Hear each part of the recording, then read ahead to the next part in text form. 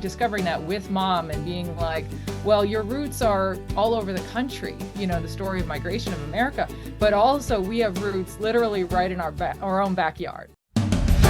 Stories That Live in Us is a podcast that inspires you to form deep connections with your family, past, present, and future. I'm Krista Cowan, known online as the Barefoot Genealogist. I've spent my whole life discovering the power of family history, and I know that sharing the stories that live in you can change everything. If you are listening in the United States on the day this episode airs, it is the 4th of July, America's Independence Day. And so I thought, what better guest to introduce you to for this episode than my friend Mary Tedesco. You may know Mary if you ever watched the PBS television show Genealogy Roadshow. She was one of the hosts of that show. And she and I have known each other for years as genealogy colleagues and speakers on the genealogy circuit. But I also know that Mary is very heavily involved in the Daughters of the American Revolution. And so I'm excited to have a conversation with her about her journey into family history and her involvement in that particular organization, especially as we celebrate Independence Day today. Mary, thank you so much for being here. I'm so excited to have this conversation with you. You and I have been friends for, I don't even know how long, do you? It must be over 12 or 13 years at this point, I want to say. Long time. Yeah, it has been a long time. And it's been really fun for me to watch the evolution of your kind of career and path in family history. I'd love to just have you tell us about how you got started. What's your family history genesis story? Well, how I got started was a gentleman. I was working at State Street Bank at the time as a fund accountant, and a gentleman in my department said, hey, there's this great website called Ancestry.com. Have you heard about it? And I said, yeah, I've heard about it, but I've never been on the site. So he showed me that you could access passenger lists because I'm half Italian. So my grandparents came from Italy. And so he showed me for the first time the passenger list of my grandparents. So I remember printing these off and then bringing them home because my grandparents were still living at the time and just saying, hey guys, look what I found. And they had never seen the passenger list before. And then from there, I said, I was asking my grandmother questions, and she helped me write the first letters back to Italy to get documents like her birth certificate, my grandfather's birth certificate. And as you know, you just kind of get carried away. And then my mother, who's not Italian, was like, well, what about our side of the family? So, and it's just, it's been a passion ever since. And I'm just so grateful for that, initial kind of exposure to it, which a lot of us have cool stories. And then it's just been a wonderful, started out as a hobby and then evolved into a career that's been, just incredibly fulfilling. I'm grateful for every single day. I love that. And I love that you had an experience that a lot of people have, which is seeing that document for the first time. There's something very visceral about that connection to the past and connection to our ancestors in the form of just a piece of paper. It seems so innocuous when you say it that way, but it really causes an emotional reaction in a lot of us. And it sounded like it did that for you as well.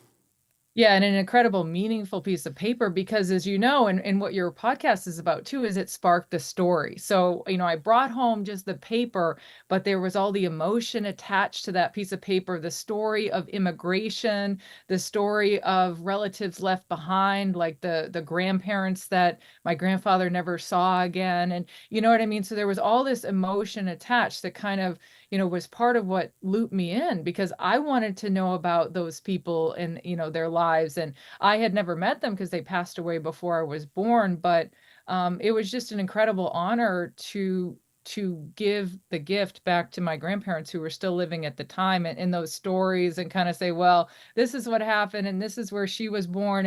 And hey, we have family from the next town over in Italy and things they did not know, So it was just, I loved being on that journey with my grandparents while they were living. It was very special.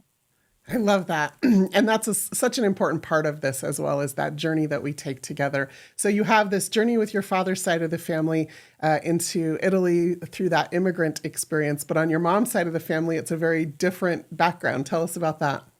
Exactly. So my mom was born in Minneapolis, and on that side of the family, we have family history that touches 27 states. So it's the story of America in a lot of senses, the story of migration west, across the north and across the south, because I have, southern and mid-Atlantic roots on my grandmother's side of the family, my maternal grandmother's side of the family. And then my maternal grandfather's side of the family is, a lot of Pennsylvania and New England.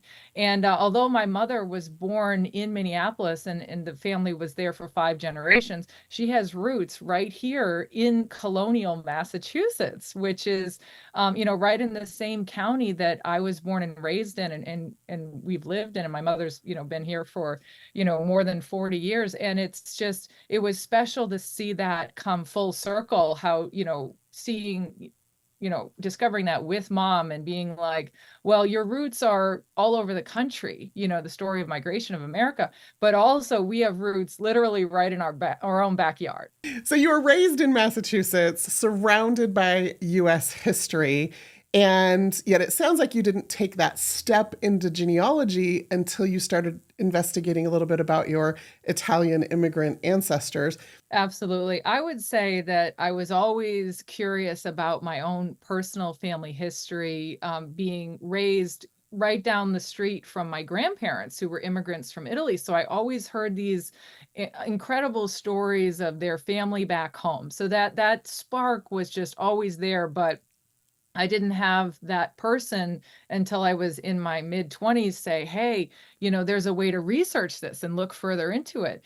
And also growing up as a school student in Massachusetts, we take incredible field trips to the former Plymouth Plantation, which is now Plymouth Patuxent. We were there many times on school field trips, or Old Sturbridge Village, where you get a glimpse into colonial life, or going down to visit the Mayflower too, so these are the field trips that I went on almost annually as a school student. And I know that I appreciated these things as a 10-year-old, but going back and seeing each of these places and really revisiting that history as an adult, a 20-something, a 30-something, and now a 40-something, it's really changed within me. And I appreciate the surroundings. I take an extra moment to kind of take a deep breath and appreciate the many sacrifices that each of these individuals made to create this history. So, was there ever anything else that came before that? Any spark of interest in history or family history being surrounded by history of this country there in Massachusetts? My mother's like, while you're doing all this genealogy, see if you can find a Revolutionary War patriot so that we can join the Daughters of the American Revolution. She said, I've always admired the organization and I love volunteering and I think it would be great. So we started on her direct paternal line, and we went back and went back and went back. I think about probably 9 or so generations. I'll have to look at the tree exactly. And we stumbled upon a patriot, George Brenner. And George Brenner was a private from the state of Pennsylvania in Lancaster County, and he also rendered patriotic service as well, which means he, donated something or signed a pledge or paid a tax, that to support the Revolutionary War. In this case, George Brenner paid, I believe it was a supply tax, and he also served as a private in Lancaster County. So we're very proud of his service. And I don't have my pins right in front of me, but also in DAR, we wear an ancestor bar, my mother and I, that says George Brenner engraved into the gold-filled ancestor bar. So that's a way that we honor his service every time we attend a DAR meeting, which is really special and meaningful to us.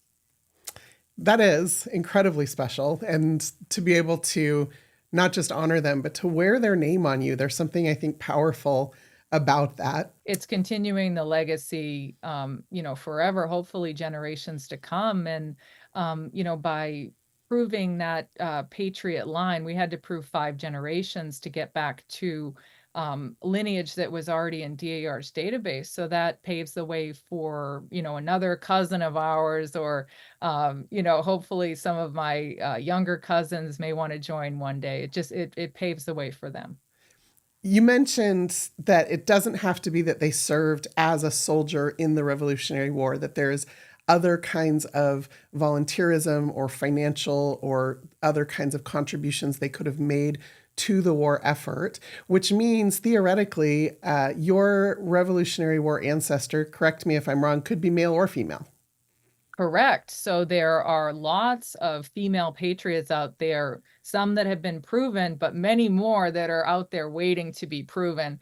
I'm still on the lookout for a female patriot. That would be such a joy for my whole family. There are many women and also minority patriots, patriots of color that DAR has done a great project to identify over 5,000 patriots of color. So it's really encouraged that if you have that family lineage, DAR is absolutely ready and excited to help. We honor those ancestors and their patriotic service, but I suspect it was similar for them as well, that they had family behind them supporting them in that service. So to hear about you and your mom supporting one another in your service now is just a really lovely connection point, not just for you and your mom, but connecting you to your ancestors as well. That's beautifully said, and it's really an honor to have this opportunity, and I'm so honored to have my mother with me on this incredible journey. And we've grown together, we've undertaken leadership opportunities, and that journey started into delving into our American roots in a way that was really meaningful to us, and also linked to volunteering, which Mom and I love to do together. I love that she's the one that brought you into that experience or even thought to go looking for that particular patriot or for any patriot in her family history. I almost don't like going to any of the DAR events without my mother. And when I go somewhere and she's not there, everybody's like, well, where's your mother? Why aren't you two together? You're always together. And to have that special shared experience and generational experience is more meaningful than anything I could ever touch on, because it's not only a way, for me personally to volunteer, but it's something that we can do together. And then, there are so many mothers and daughters that I know. I mean, within the Hannah Winthrop chapter here in Massachusetts, we have, multi-generations of families where we have sisters and a bunch of nieces and cousins. And to me, family is the best part of volunteering, and through lineage societies in general, we can have that generational connection, submit applications together. Like my mother and I have consecutive DAR national numbers, it's one number off from one another. So everybody's like, oh, when did you join? Did you join together? I said, we joined in the exact same time, the same day, October of 2011, with consecutive national numbers. And to me, that's incredibly meaningful. You mentioned that the DAR really has this legacy of volunteer work, and that was something that was attractive to both of you. Tell us about the DAR for those who might not be familiar with the organization. Absolutely. And I can just speak, as a member, because of course the President General is the official spokesperson of DAR, but I would love to share my personal membership experience with you, Krista. So in 2011, my mother and I joined together, and we have consecutive DAR national numbers, and we were really drawn to the aspects of volunteerism and historic preservation, education and patriotism, and just the service projects that DAR was doing. So we were members, I would say, for about, let me see, 4 years. And then while we were filming Genealogy Roadshow, I received an email from the then President General Lynn Forney Young. And she said, while you're filming Genealogy Roadshow, because we were in Texas and she's from Texas, she says, would you like to have breakfast together? And I was like, oh my goodness, I hope this is not spam. This was my first reaction. But it turns out that it was really her, because I replied to the email, and it all seemed very legit. So I was like, oh my goodness, I would be delighted to meet you and talk to you about DAR. So it was at that breakfast that Mrs. Young invited me to be the keynote speaker at 2016 Continental Congress, which is DAR's annual convention in Washington, D.C., and to present about Genealogy Roadshow and some aspects of genealogy, just, that the members would find interesting. So I get into that Continental Congress for the first time, and just really the fervor of patriotism all around, and hearing about service projects done from all over the country. I was completely blown away by the whole experience. And in the event, the speaking event, that was literally standing room only at the back. I think there was over 2,000 people in that room at the Hyatt Hotel. And we had, just got to meet people from all over the country and just hear the projects that they were doing. So after that, I was like, I have to become involved, because this is something that, mom and I would love to do together. Again, we're, a family of volunteers. So just started looking into leadership opportunities. And like I tell people, I probably have said yes one too many times. So somebody, I'd hear, oh, do you want to be a volunteer at the chapter level or do an opportunity at the state level? And I kept saying yes, because the leadership opportunities and the opportunities to serve and the service projects to do were, very interesting and meaningful to me. And they really complemented my experience in genealogy as well. So, that sort of led to the pandemic. And I had accepted a national opportunity to lead the Service to America committee on the national level at DAR. And as you know, the pandemic came up and there was a shortage of face masks. So someone had suggested the idea to the Service to America committee, the committee that I was leading, saying, why don't we sew face masks for individuals in need? Because hospitals were asking for them, the children with charities attached, just all of these organizations that, either couldn't afford or didn't have access to this, sort of homemade personal protective equipment. So we said, okay, let's launch it. And the President General at the time, Mrs. Van Buren, said, well, figure out a way to count it, so that we can do a total of the mass. So I think within, we put it out on Facebook, and, one of the members of the committee, Ann Harrigan, created some beautiful graphics and branding for it, which is, very important, as you know. And then this was launched, and the daughters, around the country, and there were over, by the end of the project, 4,000 involved in all 50 states and abroad. They just latched on and started sewing these masks, because we were all looking for an opportunity to give back and help with the pandemic. Because I know I myself felt very helpless at home, in terms of I wanted to help. What could I do to help? This was a service project when all the events and other service opportunities, a lot of them were canceled. So there were daughters all over the country sewing face masks. And it was from there that I, appreciated firsthand the impact that community service can have, nationwide with something like this. And it's just an honor to help with that sort of project. So that gives you kind of the full scope of, what people can do collectively in community service and really have a huge impact with 1 million masks nationwide and overseas that were sent out. Wow, that's amazing. So that does absolutely capture this breadth of what DAR can accomplish. Well, through DAR's mission, which is historic preservation, education, and patriotism, there are countless ways for women to get involved in community service.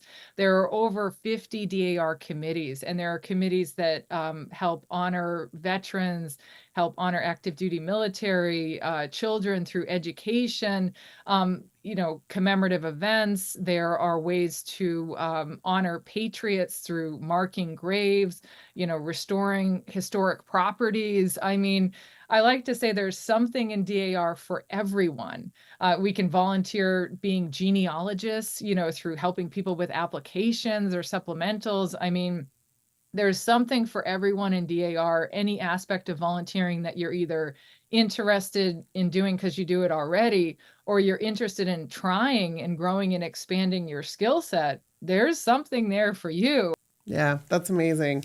And such a unique opportunity for women in the United States with this ancestry to be able to join in a cause that's bigger than themselves, right? Which is really for me what volunteerism is about, is getting outside of ourselves. It's so easy, particularly in the world today when you're, raising children or enmeshed in a career, to become very self-focused. And so this is an intentional step we can take to look outside of ourselves and contribute to our communities in meaningful ways. And the experience that you had through the pandemic with that project sounds like it did that in spades. Yeah, and then the other thing to remember about volunteering just in general, and I know you do volunteering as well, is what we can learn as volunteers in volunteer leadership positions. We can apply that back into our own professional careers. For example, I mean, when you think of the scope of running, a community service project, say at the local level or the state level or even the national level is discussed, those skills of project management can be transferred back into the business world. So, us as entrepreneurs and so forth, it's really the same skills. Yeah, absolutely. So this year, we're coming up on a significant anniversary here in the US.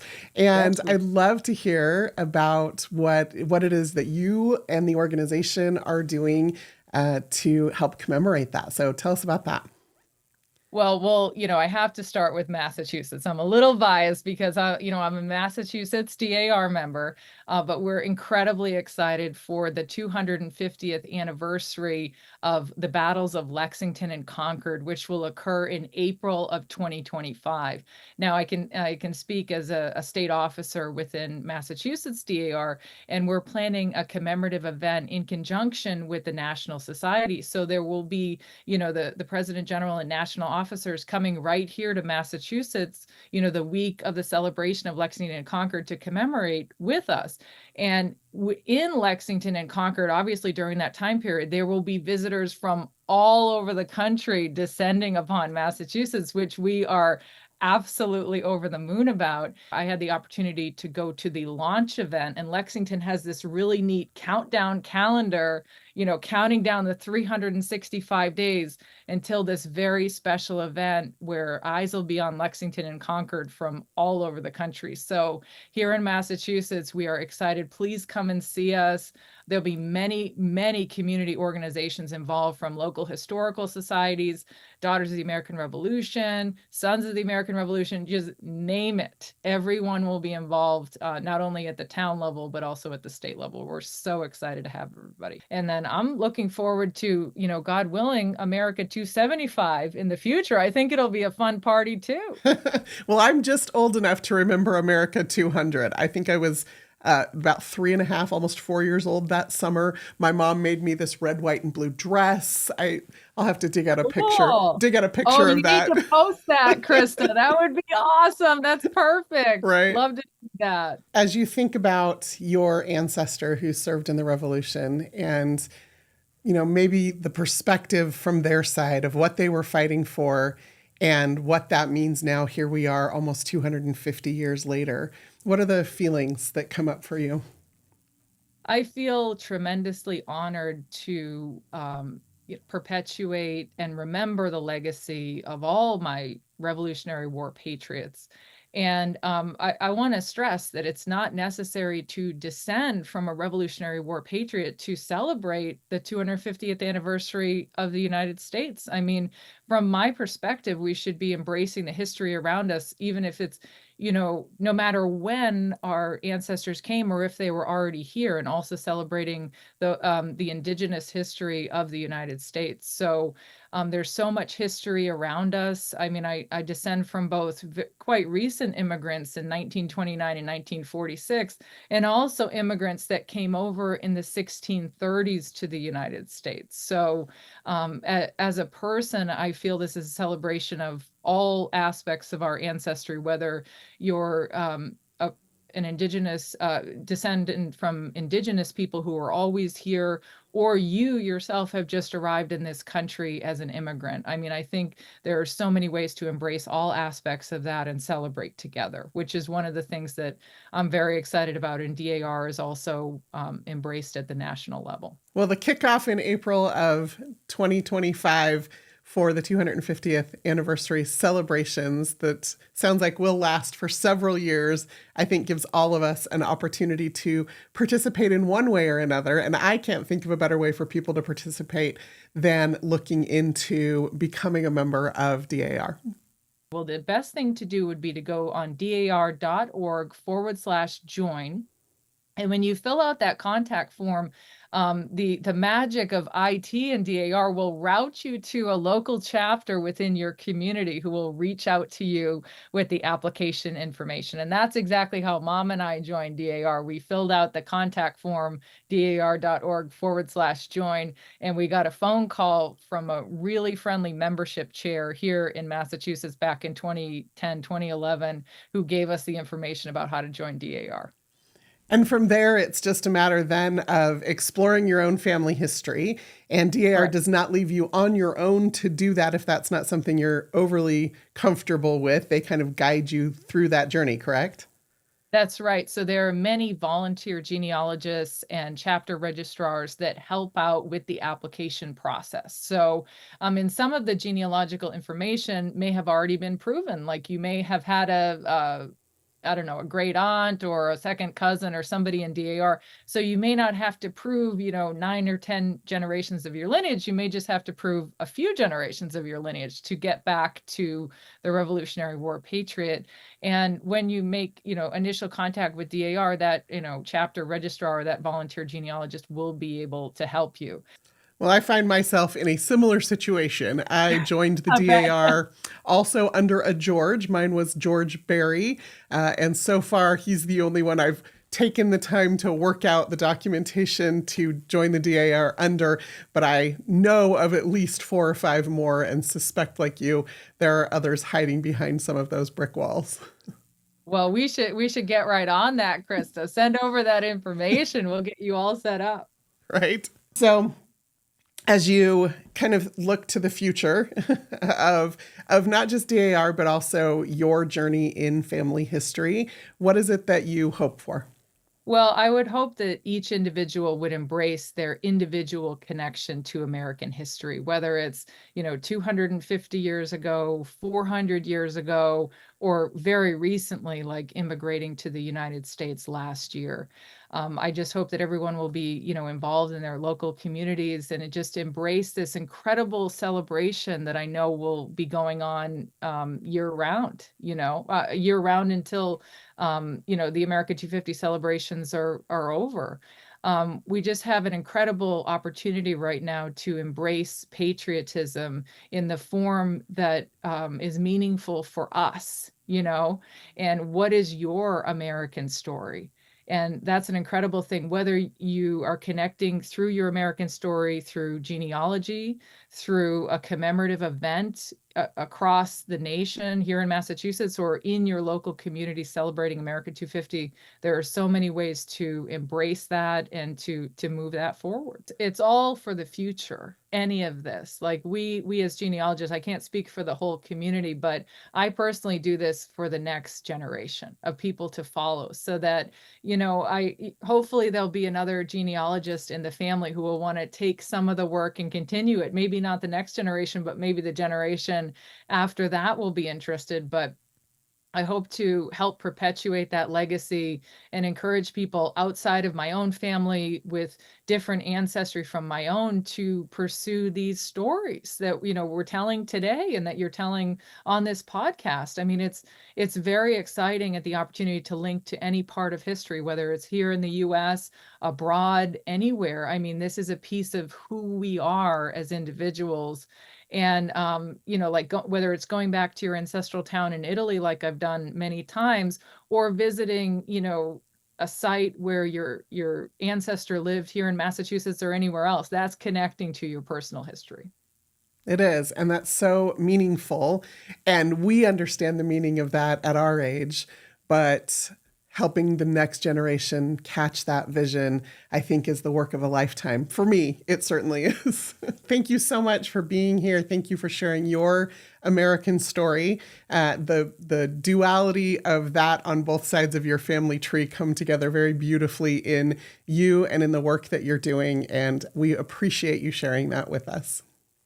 Well, thank you for this opportunity and congratulations on this magnificent podcast. And, I just wish you the best of success telling stories from all over America and all over the world. So best wishes for that, Krista.